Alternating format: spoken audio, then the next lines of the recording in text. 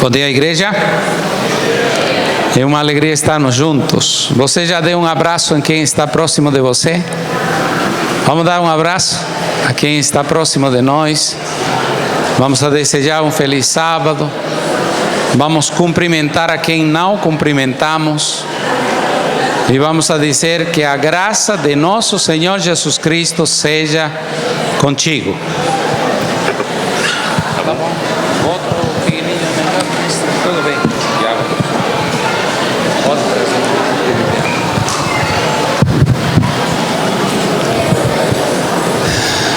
É muito bom estarmos juntos.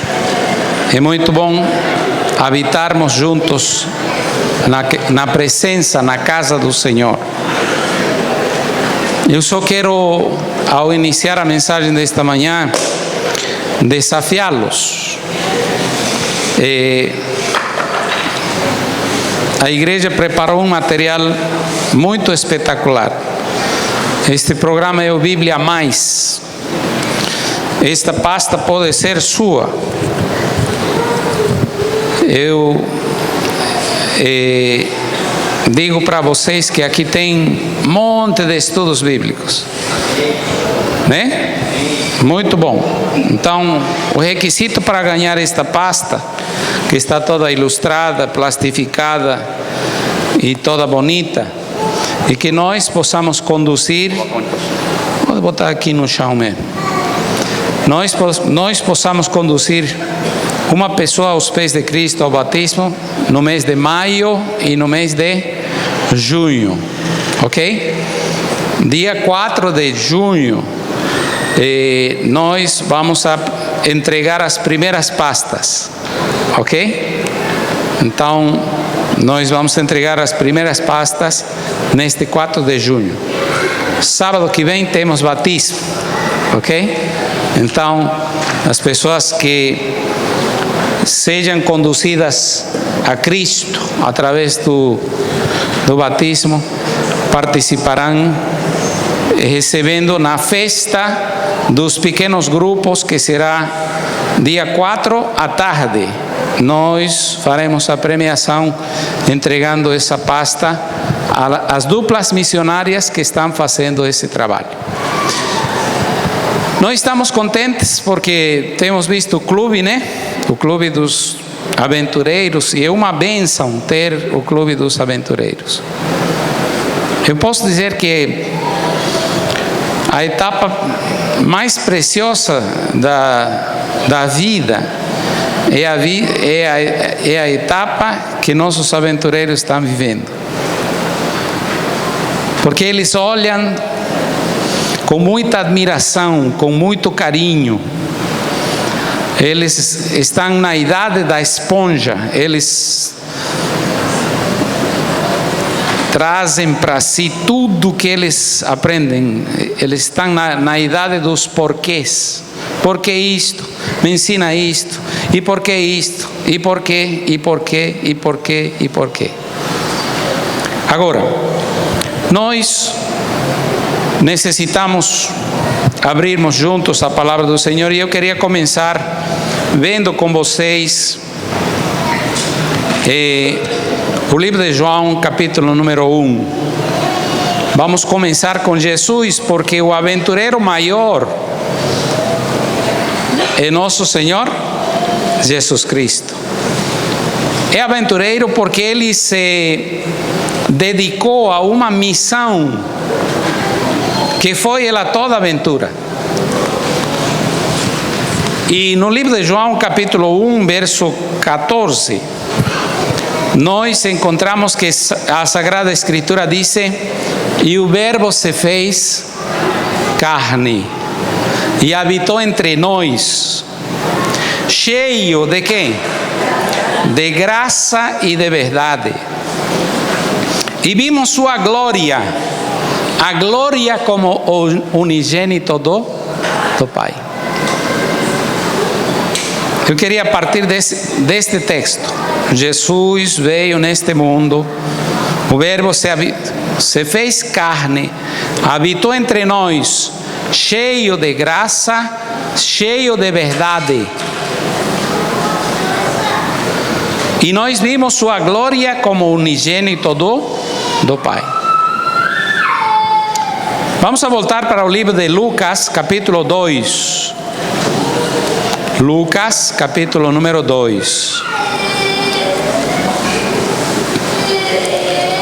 E vamos ler os versos 40 e o verso número 52.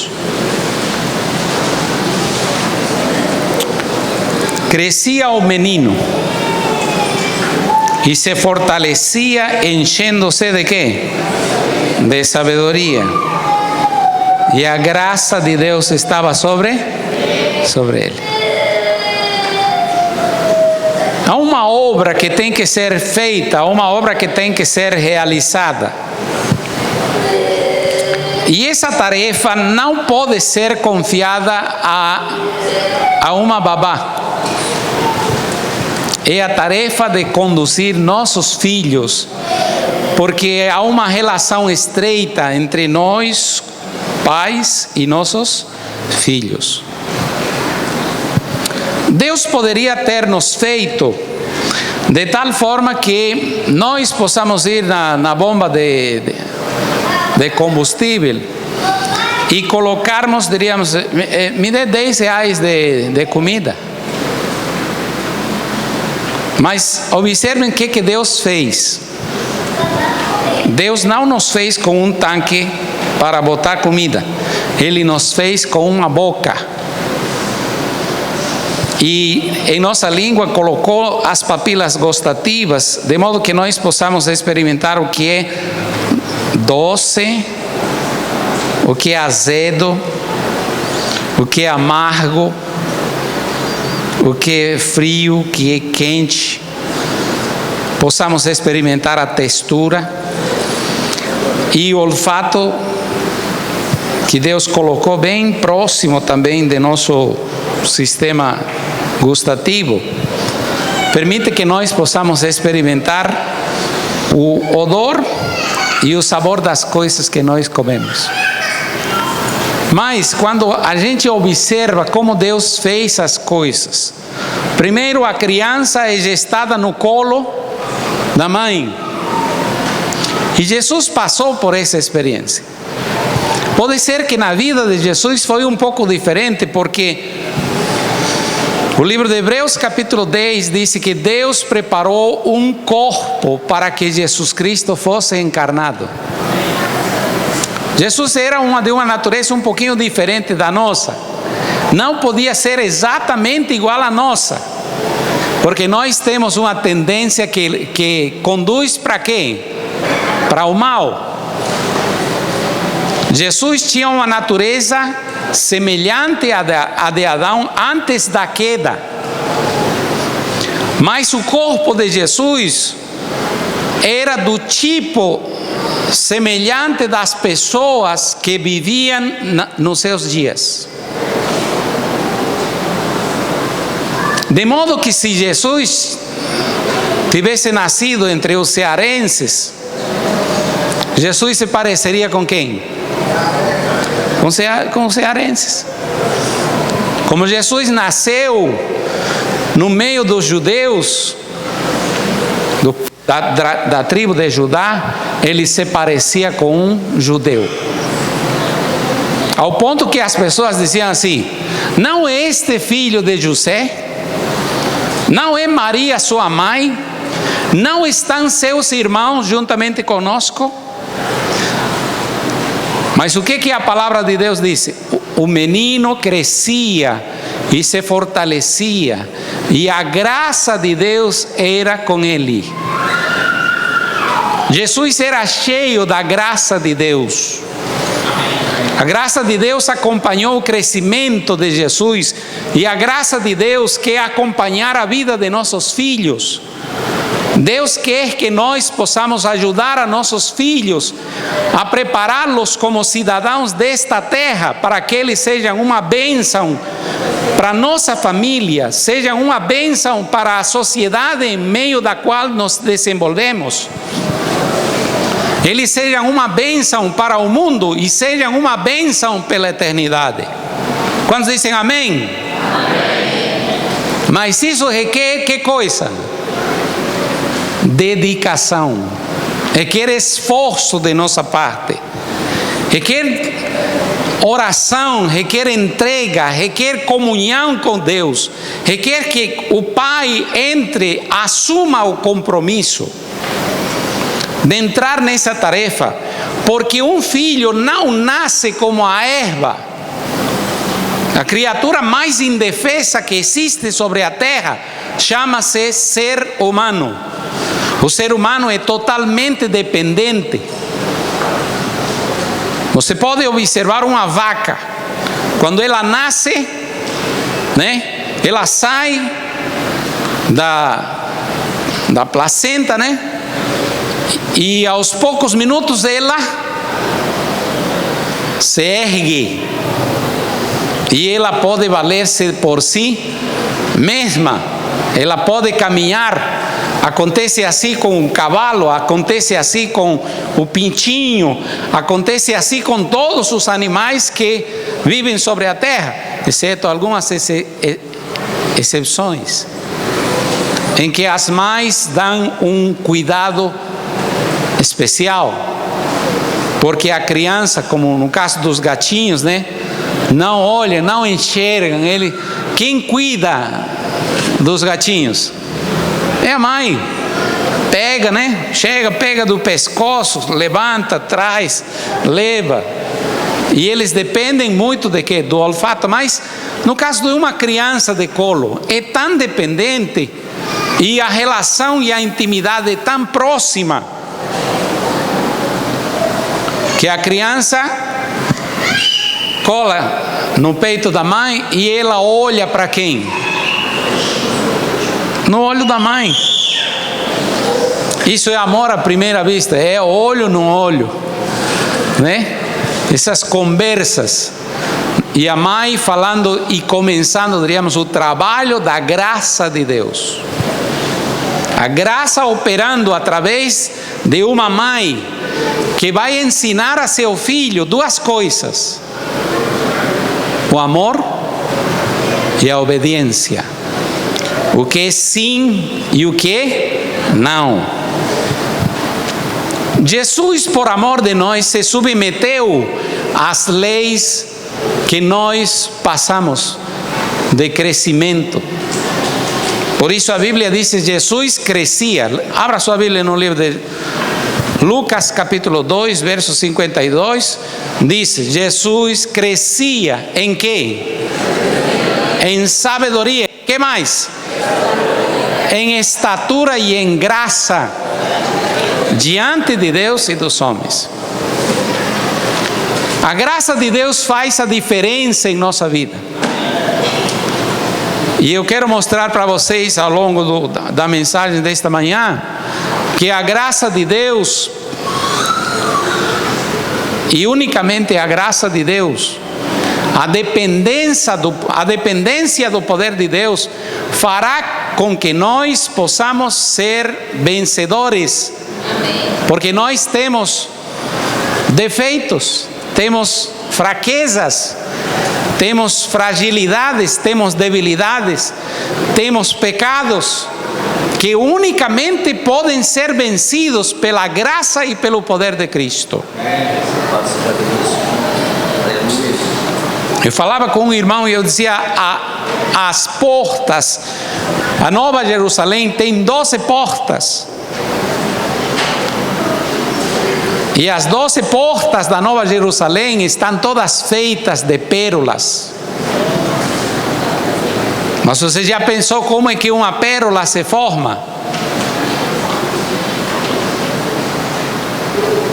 A gente observa a pérola e diz: que legal, como brilha.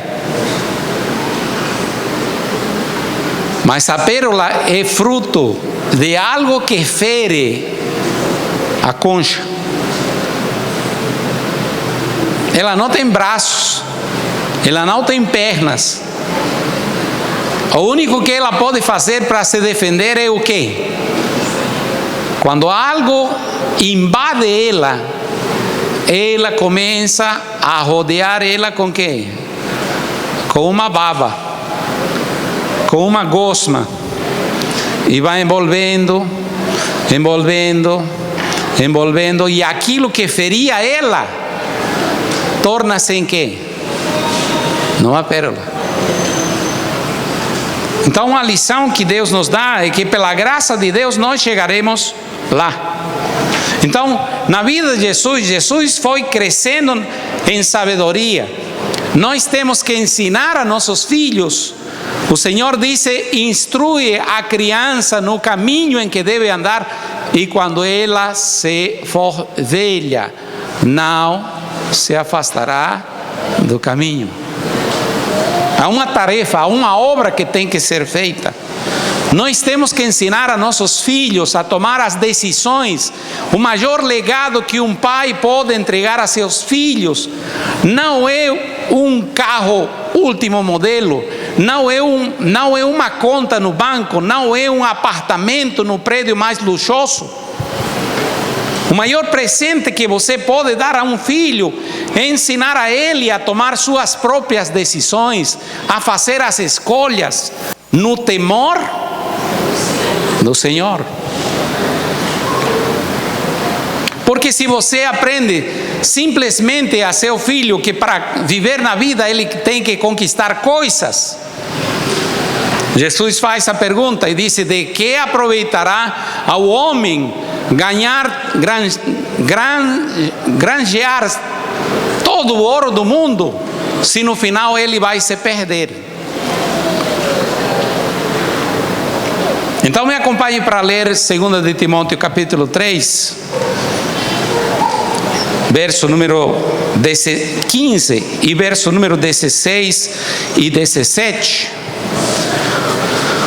Paulo fala para Timóteo e disse aí: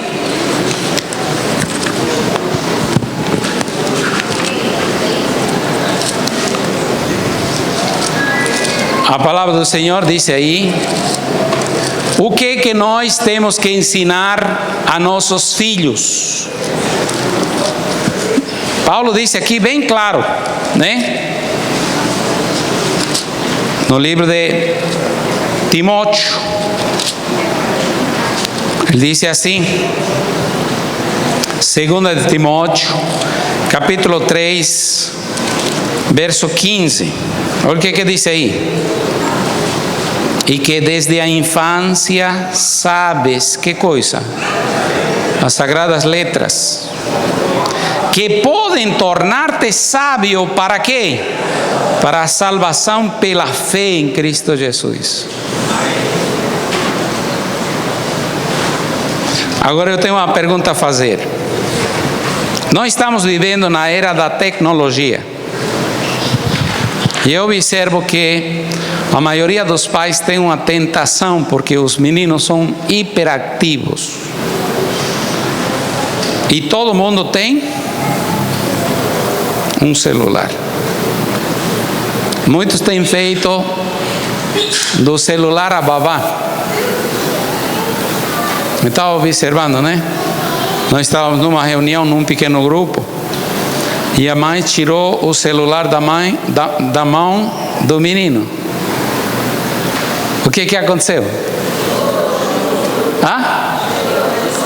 O menino armou um barraco. Por quê? Vocês já têm visto até matérias na TV que dizem: não dê a seus filhos, que coisa? Um celular. Mas crianças, menos de 2 anos, já sabem como mexer no celular. Eu pergunto, o celular vai conduzir nossos filhos para o reino dos céus? Não. A gente não pode pegar os atalhos.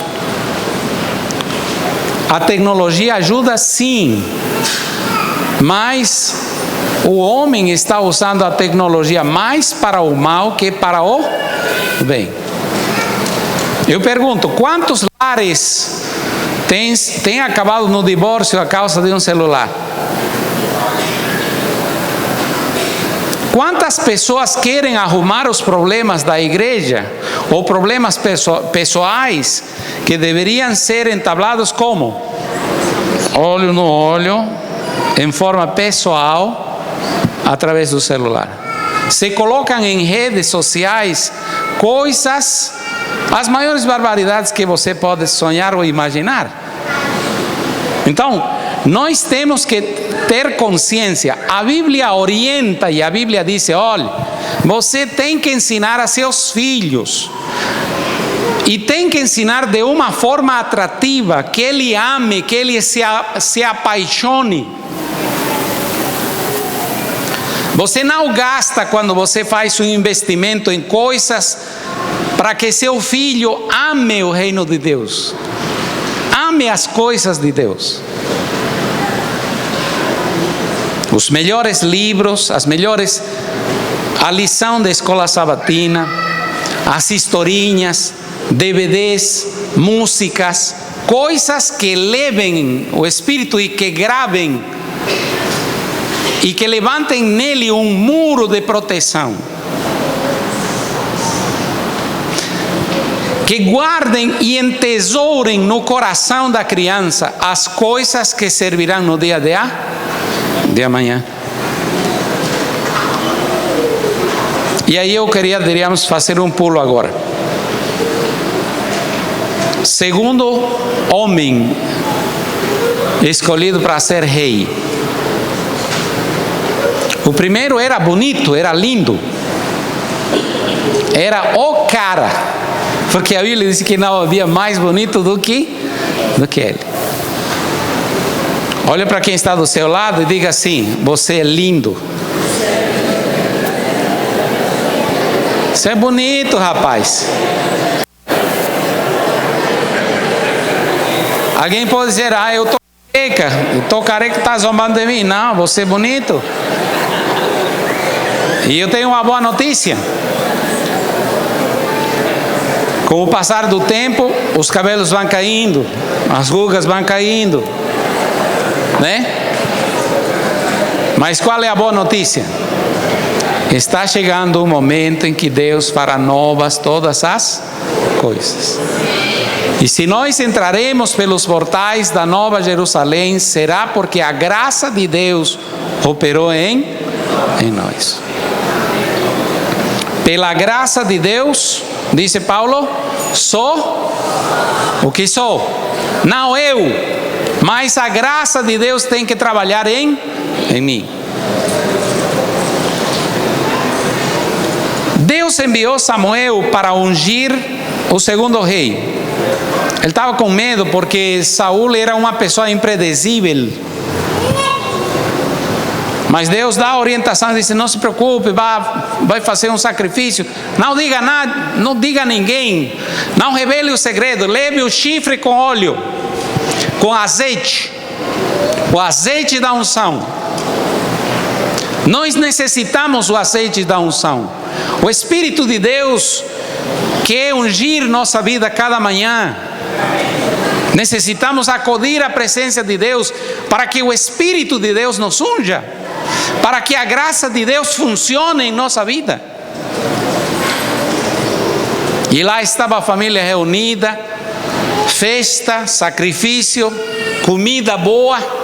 Quantos de vocês gostam de comer? Levantem a mão. Eu imagino que vocês teriam estado felizes naquela cerimônia, naquele sacrifício. Eu também gosto de comer. Mas aí Samuel começa a observar, disse: opa, este é o cara. Deus disse: não é.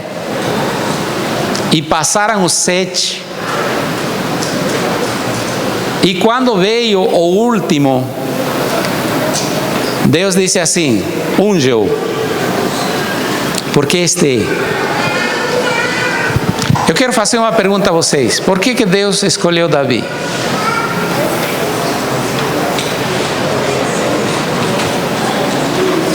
Pode falar?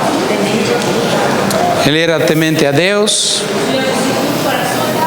Ele era segundo o coração de Deus.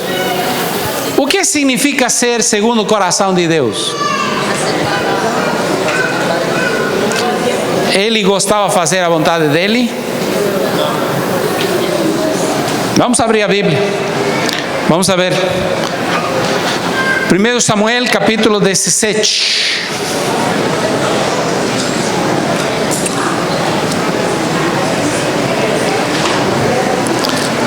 Na realidade, 1 Samuel capítulo 16.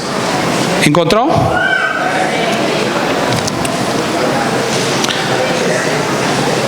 Verso número 7. Não atentes para a sua aparência nem para a sua altura. O Senhor não vê como vê o homem. O homem vê o quê? O exterior. O Senhor vê que coisa? O coração. Como era Davi? Verso 12. Ele era ruivo, de belos olhos, boa aparência. Levanta-te e unge-o, pois este é ele. Samuel tomou o chifre, ungiu no meio dos seus irmãos. Daquele dia em diante, como diz a Bíblia, o Espírito do Senhor se apossou de Davi. Eu pergunto, Davi sabia que ele foi ungido para ser rei?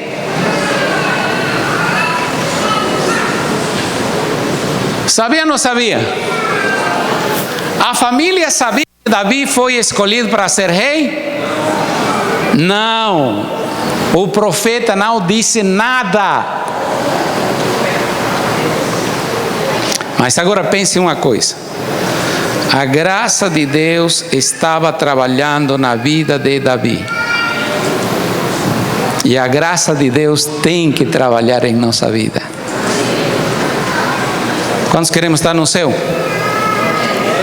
Diga para quem está do seu lado: eu quero estar contigo no céu. Quero que seja meu vizinho, cara. Lá em frente, eu quero comer as coisas que você vai plantar. Eu quero que você venha na minha casa. Nós vamos passear pelos mundos que não caíram no pecado. Vamos fazer umas carreirinhas. Como chama? Umas corridas, né? Não de carro, porque a gente vai ter asas.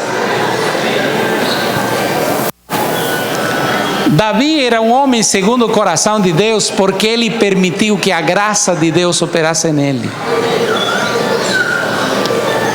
Ele era fiel. Observe as características de Davi.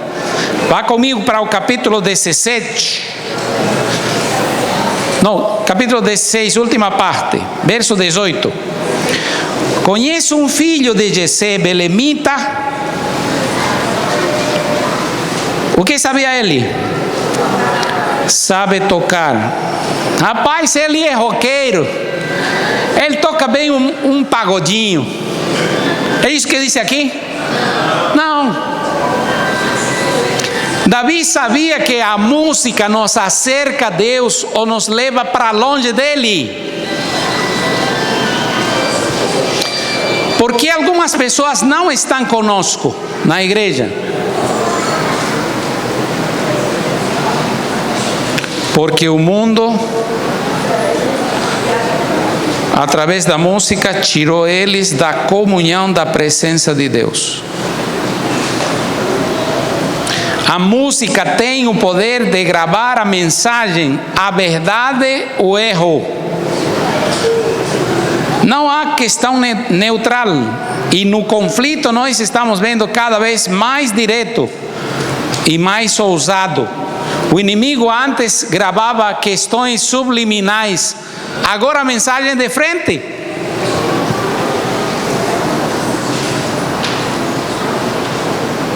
Agora ele disse em forma direta, cara de pau, que ele quer ser adorado, que a gente não adore Jesus.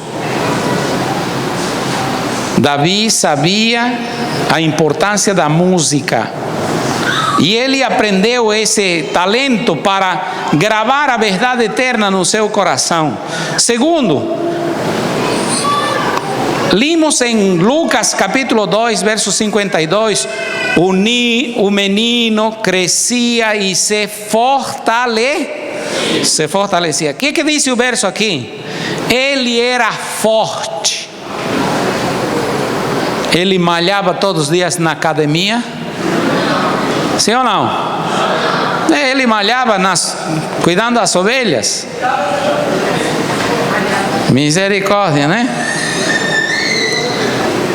Ele aprendeu a desenvolver suas habilidades. Ele não passava deitado na rede, misericórdia, tá legal aqui. As ovelhas se virem nos 30. Ele tinha zelo, ele cuidava das ovelhas. O que mais disse o texto bíblico? Era forte e ele era valente. Ele era homem de guerra. O que mais disse a Bíblia? Sisudo em palavras. Ele cresceu no conhecimento do Senhor. A graça de Deus era sobre ele. Ele disse: feliz o homem que se deleita na lei do Senhor. Feliz o homem que anda nos caminhos do Senhor. Feliz é aquele que vive uma vida para servir.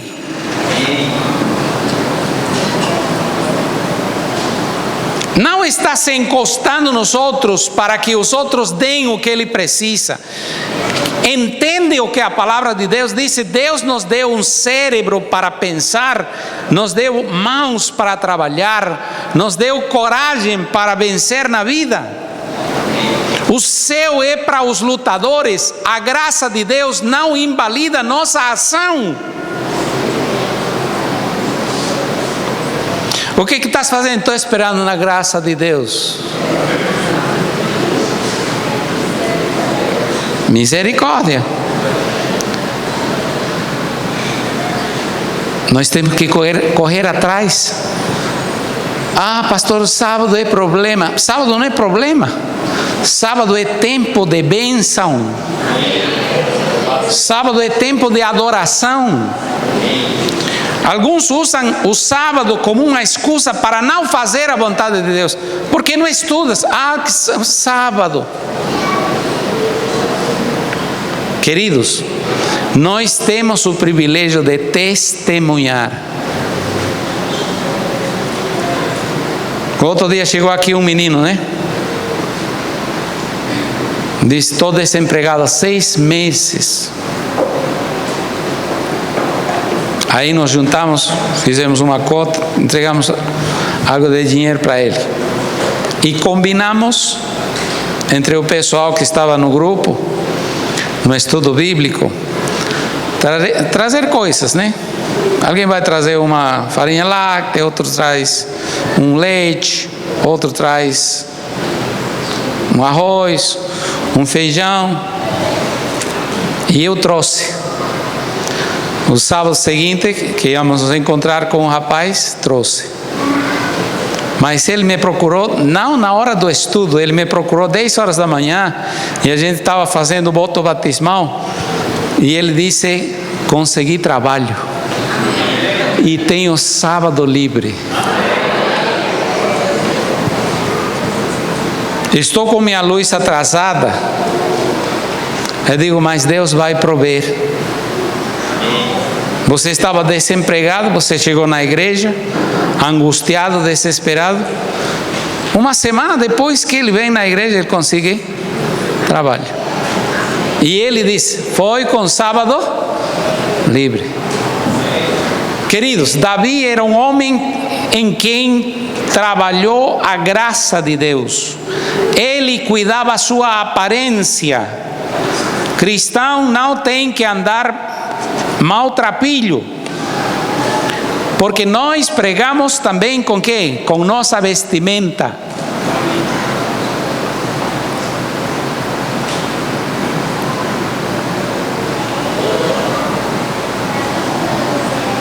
É óbvio que tem pessoas que são escravas da moda, que é um outro problema, né? Alguns têm problemas com o sexo. Não podem ver uma mulher, desnudam ela com seu olhar. E claro, tem mulheres que não entendem como funciona a cabeça do homem.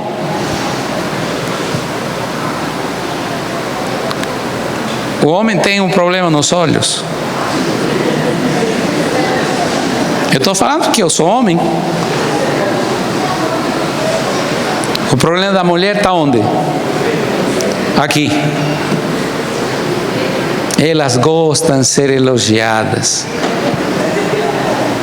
Você é linda. O que ela diz? Não é não? É. Agora, meninas, sexo não é para mostrar na prateleira para que todo mundo vê. Sexo tem seu momento de intimidade. Você e a pessoa que ama é um dom precioso, onde também a graça de Deus se manifesta. É para fazer feliz a pessoa a quem você ama, dentro do marco do matrimônio. Fora do marco do matrimônio, é uma dor de cabeça, é uma droga. Por isso a Bíblia fala e diz: os fornicários e os adúlteros, Deus os vai julgar. E Paulo disse assim: em lugar de se queimar, case. Não se aguenta, não tem dom de continência, porque tem também pessoas que não estão nem aí para o sexo. Mas isso é dom. Agora, o problema de Davi, um dos problemas que o levou, diríamos, a meter o dedo no ventilador, né? Tudo estava caminhando bem. O homem segundo o coração de Deus. A graça de Deus estava agindo nele. Até que um dia ele disse: não necessito da graça de Deus.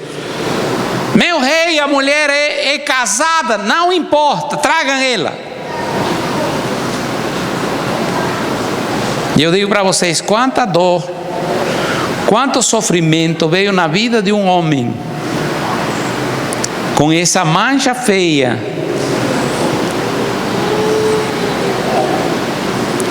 Quanta morte, quanta alevosía provocou na vida de aqueles que se rebelaram contra Deus, quanta ousadia para o mal. Porque Deus disse assim: o que você fez escondido será feito à luz do dia. Você matou o cara, a espada não vai se separar de sua casa. Mas aí Davi disse: eu reconheço que pequei. Por que Davi está na Bíblia como um exemplo para nós? Porque ele disse: Senhor, eu me acolho à tua graça, tem misericórdia de mim, não tires de mim o teu Santo Espírito. Eu vou me colocar no meio da congregação, eu vou falar para os transgressores. Cria em mim, ó Deus, um espírito reto e renova dentro de mim um espírito inabalável. Não tires de mim teu Santo Espírito. E quais foram as palavras finais de Davi? Me acompanhe para ler a palavra do Senhor no capítulo 22 de 2 de Samuel. O Senhor é a minha rocha, a minha cidadela, o meu libertador, o meu rochedo, em quem me refugio. 2 de Reis, capítulo 22, verso 3. O meu escudo, a força da minha salvação, o meu baluarte, o meu refúgio, Oh Deus da violência, tu me salvas. Invoco o Senhor, digno de ser louvado, e serei salvo dos meus inimigos. O tempo não vai dar para que nós possamos ler todo o capítulo, mas eu convido você a ler. Ele que escreve para nós e diz: feliz é aquele cuja transgressão é perdoada. Feliz é aquele cujo pecado é coberto. Feliz é aquele em cujo espírito não há iniquidade, em cujo espírito não há dolo. Mas eu posso dizer, se Davi, você e eu entraremos um dia no céu, será porque permitimos que a graça de Deus opere em nós. Dai de graça, recebestes de graça. A graça seja com todos nós, em nome de Jesus. Amém. Eu pergunto, precisamos instruir a nossos filhos para que eles cresçam no conhecimento e na graça do Senhor? Precisamos, sim ou não? Segunda pergunta. Nós precisamos crescer na graça, no conhecimento, na estatura de nosso Senhor Jesus Cristo. Hoje necessitamos cada dia, sim ou não? Quando vem a desgraça em nossa vida? Quando nós queremos fazer as coisas pela nossa própria conta. Quando prima nosso eu. Quando não seguimos a instrução dada por Paulo. Cada dia morro. Não vivo quem? Não vivo eu. Pastor, está difícil. Está difícil. Quem disse que é fácil entrar no céu? Mas a graça de Deus pode tornar nossa fraqueza em fortaleza. A graça de Deus pode nos dar a vitória, pode fazer que nós, que estamos com as pernas todas frouxas, fracas, possamos permitir que a graça de Deus trabalhe em nós e nos faça mais do que vencedores, por meio de aquele que nos amou. Você quer colocar sua vida na mão do Senhor? Você quer que Deus opere pela sua graça? Você quer olhar para o rosto de Jesus e dizer: Senhor Jesus, muito obrigado, porque eu estou aqui na tua presença, foi pela tua graça, foi pela tua misericórdia, porque tua graça foi maior do que minha fraqueza. Vamos a cantar o hino 480, que é uma entrega, a entrega de nosso coração em tuas mãos. Vamos entregar-nos a Ele, vamos entregar nossos filhos, vamos entregar nossos adolescentes, vamos entregar nossas famílias, vamos entregar o que somos e o que temos, para que a graça de Deus opere em nossa vida, de modo que Jesus faça a diferença em nosso coração e Ele nos faça mais do que vencedores. Fiquem bem, vamos louvar ao Senhor.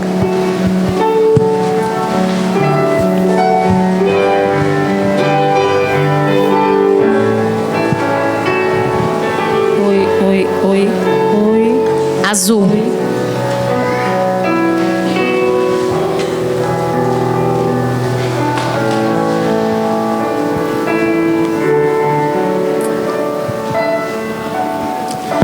Em tuas mãos, em tuas mãos, quero, Deus, me colocar.